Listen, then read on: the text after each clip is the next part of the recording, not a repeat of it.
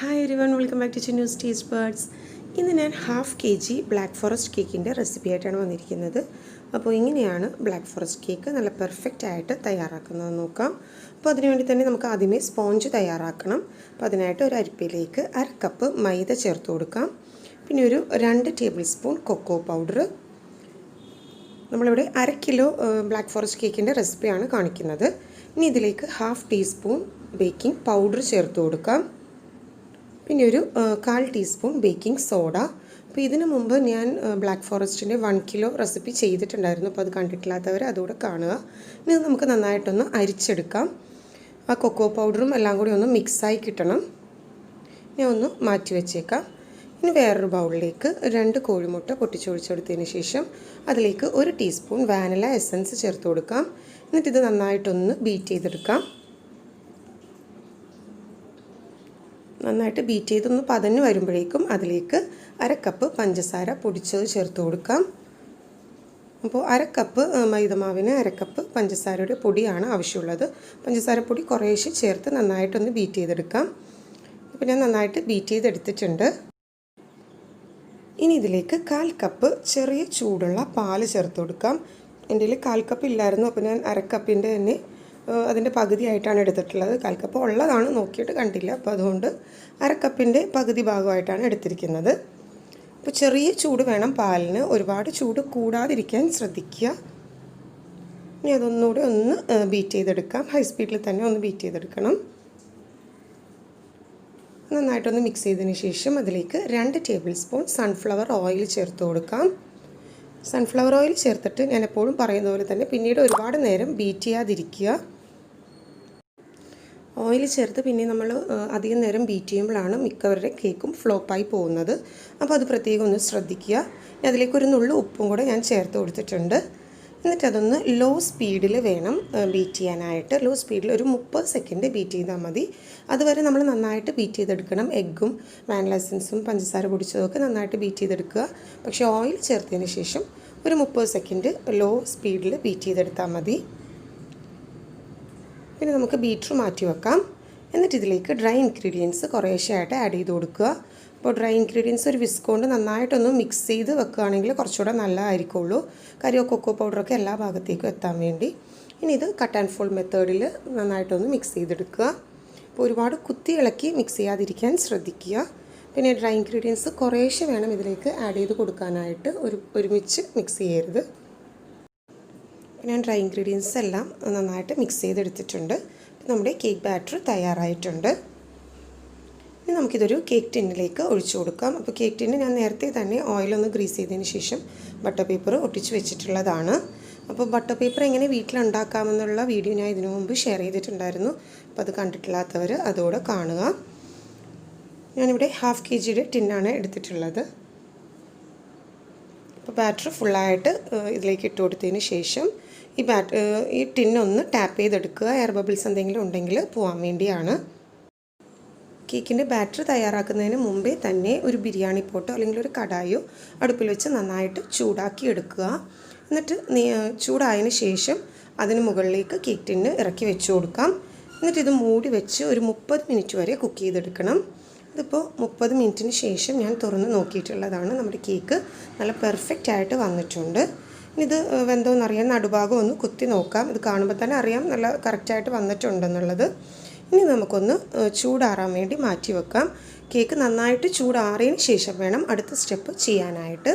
ഇനി ഒരു ബൗളിലേക്ക് ഒരു കപ്പ് ഷുഗർ സിറപ്പ് ഒഴിച്ചു കൊടുക്കാം.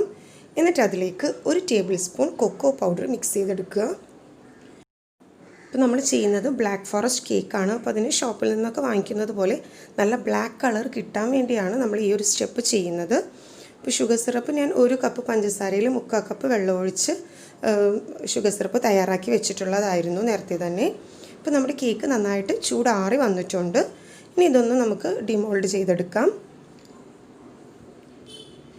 എന്നിട്ട് നമുക്കിതൊരു 3 സ്ലൈസായിട്ടൊന്ന് കട്ട് ചെയ്തെടുക്കണം. ഇപ്പോൾ ഞാൻ 3 സ്ലൈസായിട്ട് കട്ട് ചെയ്തെടുത്തിട്ടുള്ളതാണ്. ഇനി ഒരു ടേൺ ടേബിളിന് മുകളിലേക്ക് ഒരു ബേസ് ബോർഡ് വെച്ച് കൊടുക്കാം. എന്നിട്ട് അതിന് മുകളിലേക്ക് സെൻറ്റർ ഭാഗത്തേക്ക് കുറച്ച് വിപ്പിംഗ് ക്രീം സ്പ്രെഡ് ചെയ്ത് കൊടുക്കാം. അപ്പോൾ വിപ്പിംഗ് ക്രീം എങ്ങനെ ബീറ്റ് ചെയ്യണം എന്നൊക്കെ ഉള്ളത് ഞാൻ ഡീറ്റെയിൽ വീഡിയോ ഇതിനു മുമ്പ് ചെയ്തിട്ടുള്ളതാണ്. വീഡിയോ ലെങ്തി ആവാതിരിക്കാൻ വേണ്ടി വീണ്ടും അത് കാണിക്കാത്തത്. പിന്നെ അതിന് മുകളിലേക്ക് ഫസ്റ്റ് ലെയർ സ്പോഞ്ച് വെച്ച് കൊടുക്കാം.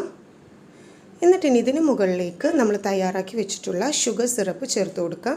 അപ്പോൾ സാധാരണ കേക്കിന് നമ്മൾ വെറുതെ ഷുഗർ സിറപ്പ് മാത്രമാണ് ചേർക്കാറുള്ളത്. അപ്പോൾ ബ്ലാക്ക് ഫോറസ്റ്റിന് ഇങ്ങനെ ഷുഗർ സിറപ്പ് തയ്യാറാക്കി ഒഴിക്കുകയാണെങ്കിൽ കണ്ടോ നല്ല ബ്ലാക്ക് കളറായിട്ട് കിട്ടും. ഷോപ്പിൽ നിന്നൊക്കെ വാങ്ങിക്കുമ്പോൾ മിക്കപ്പോഴും നല്ല ബ്ലാക്ക് കളറായിരിക്കുള്ളൂ കേക്കിന്. അപ്പോൾ അങ്ങനെ കിട്ടാൻ വേണ്ടിയാണ് ഈ ഒരു സ്റ്റെപ്പ് ചെയ്യുന്നത്. അപ്പോൾ എല്ലാ ഭാഗത്തേക്കും ഷുഗർ സിറപ്പ് നന്നായിട്ടൊന്ന് സ്പ്രെഡ് ചെയ്ത് കൊടുക്കുക. ഇനി അതിന് മുകളിലേക്ക് വിപ്പിംഗ് ക്രീം സ്പ്രെഡ് ചെയ്ത് കൊടുക്കാം. അപ്പോൾ വിപ്പിംഗ് ക്രീം ഞാനിവിടെ 3/4 കപ്പ് വിപ്പിംഗ് ക്രീം ബീറ്റ് ചെയ്തെടുത്തിട്ടുള്ളതാണ്. അപ്പോൾ വിപ്പിംഗ് ക്രീം എങ്ങനെ നല്ല സ്റ്റിഫായിട്ട് ബീറ്റ് ചെയ്തെടുക്കാമെന്നുള്ള വീഡിയോ ഞാൻ ഇതിനു മുമ്പ് ഡീറ്റെയിൽ ആയിട്ട് ഇട്ടിട്ടുണ്ടായിരുന്നു. അപ്പോൾ അതിൻ്റെ ലിങ്ക് ഞാൻ താഴെ ഡിസ്ക്രിപ്ഷൻ ബോക്സിൽ ഷെയർ ചെയ്യുന്നതാണ്. കണ്ടിട്ടില്ലാത്തവർ ആ വീഡിയോ കൂടെ കാണുക. ഇനി ഒരു പാലറ്റ് നൈഫ് കൊണ്ട് ഒന്ന് സ്പ്രെഡ് ചെയ്ത് കൊടുക്കാം. അപ്പോൾ ഇങ്ങനെ വിപ്പിംഗ് ക്രീം ചെയ്യുകയാണെങ്കിൽ എല്ലാ ഭാഗത്തേക്കും നല്ല കറക്റ്റ് ആയിട്ട് കിട്ടുകയും ചെയ്യും. ജസ്റ്റ് ആ പാലറ്റ് നൈഫ് കൊണ്ട് ഒന്ന് സ്പ്രെഡ് ചെയ്ത് കൊടുത്താൽ മതി.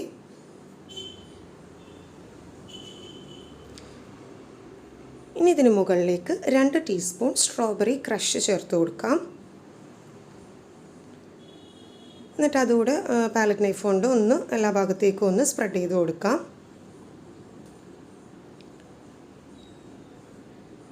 ഇനി അതിന് മുകളിലായിട്ട് കുറച്ച് കോമ്പൗണ്ട് ചോക്ലേറ്റ് ഒന്ന് ഗ്രേറ്റ് ചെയ്തെടുത്തിട്ടുള്ളതാണ്, ഡാർക്ക് ചോക്ലേറ്റ്, അതും കൂടെ ഒന്ന് സ്പ്രെഡ് ചെയ്ത് കൊടുക്കാം.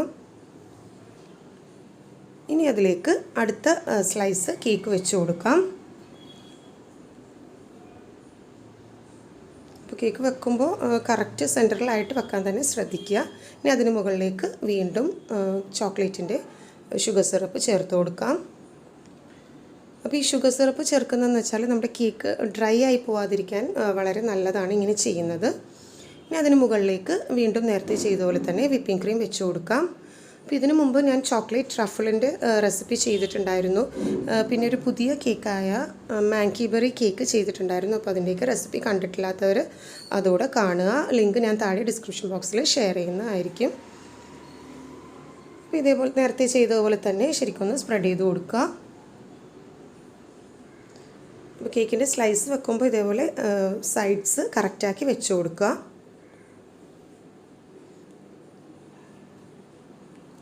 എന്നിട്ടിന് മുകളിലേക്ക് കുറച്ച് കോമ്പൗണ്ട് ചോക്ലേറ്റ് തണുപ്പ് മാറിയതിന് ശേഷം വേണം ഗ്രേറ്റ് ചെയ്തെടുക്കാനായിട്ട്. ഫ്രിഡ്ജിലാണ് വെച്ചിരിക്കുന്നതെങ്കിൽ തണുപ്പൊന്ന് മാറിയതിന് ശേഷം ഗ്രേറ്റ് ചെയ്തെടുക്കുക. എന്നിട്ട് അതുകൂടെ സ്പ്രെഡ് ചെയ്ത് കൊടുക്കാം. എന്നിട്ടിന് നമ്മുടെ മൂന്നാമത്തെ കേക്ക് സ്ലൈസും കൂടി ഇതിന് മുകളിലേക്ക് വെച്ച് കൊടുക്കാം.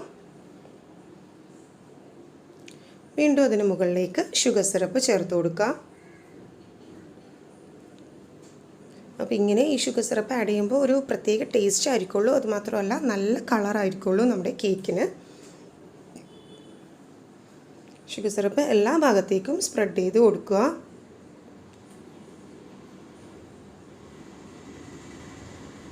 ഇനി വീണ്ടും വിപ്പിംഗ് ക്രീം ഇതിന് മുകളിലേക്ക് വെച്ച് ക്രം കോട്ട് ചെയ്ത് കൊടുക്കാം. അപ്പോൾ ഇപ്പോഴും കേക്ക് നല്ല ഫിനിഷിങ്ങിൽ കിട്ടാൻ വേണ്ടി ആദ്യമേ ക്രം കോട്ട് ചെയ്തതിന് ശേഷം നമുക്ക് കേക്ക് ഒന്ന് ഫ്രിഡ്ജിൽ ഒരു അരമണിക്കൂറെങ്കിലും ഫ്രിഡ്ജിൽ താഴെ വെക്കണം.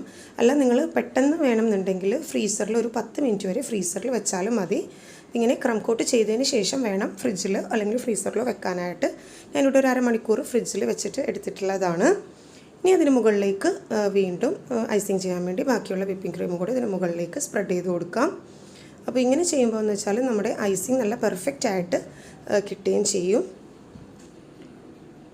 പിന്നെ എല്ലാ ഭാഗത്തേക്കും ക്രീം തേച്ച് നന്നായിട്ടൊന്ന് സ്പ്രെഡ് ചെയ്ത് കൊടുക്കാം.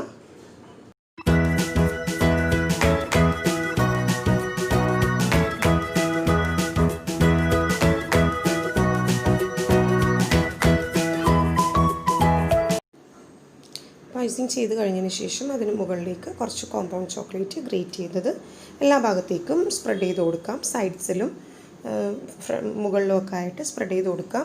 അപ്പോൾ ഇതിൽ ഞാൻ പേരൊന്നും എഴുതുന്നില്ല. അപ്പോൾ അതുകൊണ്ടാണ് ഫുള്ള് ചോക്ലേറ്റ് കോമ്പൗണ്ട് തന്നെ ചെയ്ത് കൊടുക്കുന്നത്. ഇനി നിങ്ങൾക്ക് പേരെഴുതാനാണെങ്കിൽ സെൻട്രൽ ഭാഗത്ത് മാത്രം പേരെഴുതാൻ വേണ്ടി കുറച്ച് സ്പേസ് വിടുക.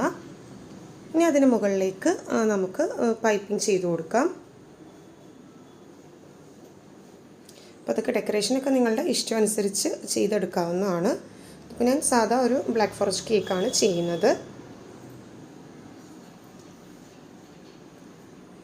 ഇനി അതിന് മുകളിലേക്ക് ഓരോ പീസ് ചെറിയും കൂടെ വെച്ച് കൊടുക്കാം. പിന്നെ അതിന് താഴെയായിട്ട് ഐസിങ്ങും കൂടെ ചെയ്ത് കൊടുക്കാം. ഞാനിവിടെ സാധാ സ്റ്റാർ നോസിലാണ് എടുത്തിട്ടുള്ളത്.